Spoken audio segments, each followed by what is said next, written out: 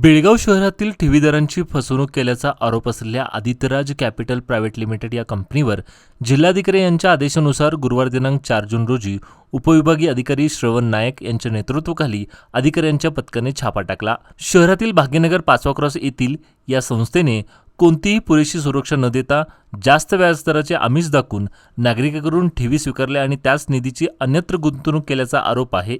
या प्रकरणी कंपनीविरोधात KPID तसेच बर्ड्स सेलमध्ये तक्रार दाखल करण्यात आली होती। तक्रारीच्या आधारे उपविभागीय अधिकाऱ्यांच्या पथकाने कंपनीच्या कार्यालयाला भेट देऊन विविध कागदपत्रांची तपासणी केली। सध्या ही तपासणी सुरू असून या कारवाई दरम्यान टिळकोडी पोलीस स्थानकाचे पोलीस या ठिकाणी दाखल झाले असून त्यांनी बंदोबस्त ठेवला आहे। कंपनीच्या आर्थिक व्यवहाराची तसेच ठेवीदारांच्या पैशाचा वापर कसा करण्यात आला याची अधिकाऱ्यांकडून सखोल चौकशी सुरू असून तपासानंतर आणखी महत्त्वाची माहिती समोर येण्याची शक्यता आहे।